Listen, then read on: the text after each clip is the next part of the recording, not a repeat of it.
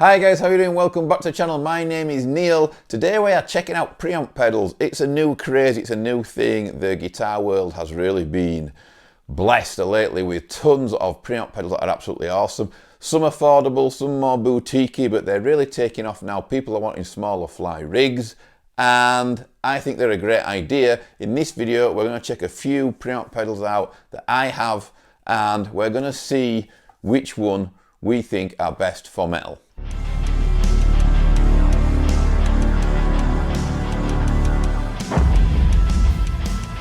Okay guys, I'm just going to fill you in a bit about all the different preamp pedals that we're going to look at today. First of all, we're going to look at a Two-Notes ReVolt pedal. Now, this is like a classic modern preamp pedal. It's got 3 channels on there and a built-in boost. The built-in boost is more of a lead boost than like a tight boost, you know, for those metal guys.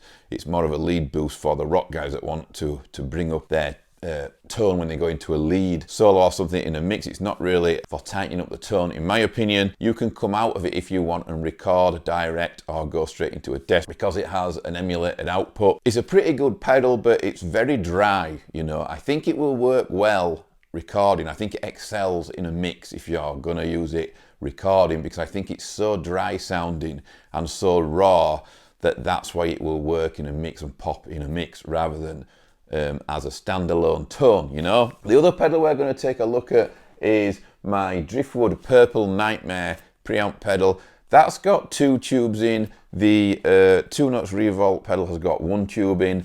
The Driftwood Purple Nightmare tube preamp pedal is for me a bit of a godsend because I really love the Driftwood tone. I've said it in just about every video I've done with Driftwood amps. When I have anything Driftwood in my possession, it cures my thirst, you know, my need for a rectifier. I really miss my rectifier and I really miss having that unique rectifier tone around. The Driftwood Purple Nightmare stuff, for me, you can get rectifier tones out of it, especially if you turn off the Tube Screamer. Today we will have the Tube Screamer on. I will just set the thing, you know, how I have it and how I like it.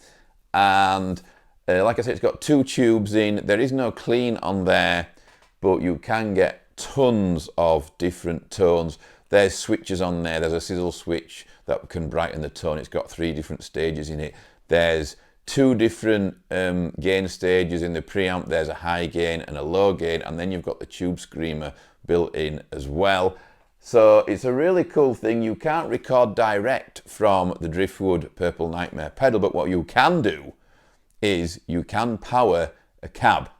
Okay, so it's got a 2-watt output and you can basically go straight into a cab for home jamming and have the Driftwood tone at home for a lot less than you could for buying, obviously, the Driftwood head. The next preamp pedal in this video today is going to be a Blackstar dual distortion. The Blackstar stuff is really great. I think Blackstar pedals were the first people to kind of start putting tubes in their pedals, and mass producing them at least. The Blackstar dual distortion is a really cool pedal. It's small, it has a hell of a lot going on in it.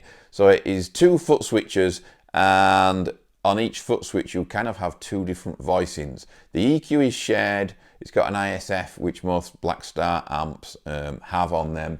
And basically, on each side, you have 2 foot switches. If you tap the left one, it can go from clean to the overdrive, you know, the crunch channel, which has plenty of drive on it, actually.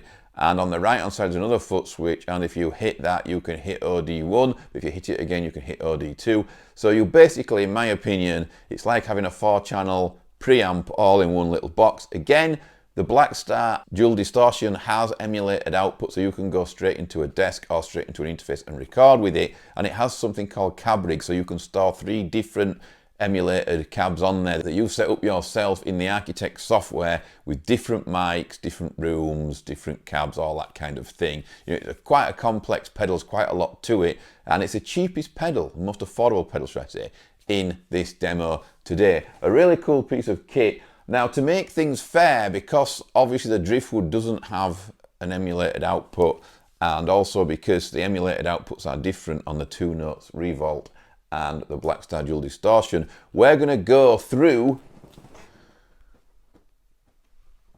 my Sonic IR pedal, which I have some Celestion V30 IRs on there. I'm going to use the same IR for every pedal to make it fair. It might not be an IR that suits you guys. You know, I like a lot of mid-range, so I've picked an IR with a 421 and an SM57 on it. A classic combination, quite a lot of mids there, obviously with the V30 as well. So yeah, I just think we need to use the same IR to get a representation of how different these pedals are, because these pedals sound completely different. On the Blackstar, we're going to be using OD2, that's the highest gain. We're going to use the high gain mode on the Purple Nightmare with the Tube Screamer on, and we're going to use the Two-Notes ReVolt as well with the boost on. So without further ado,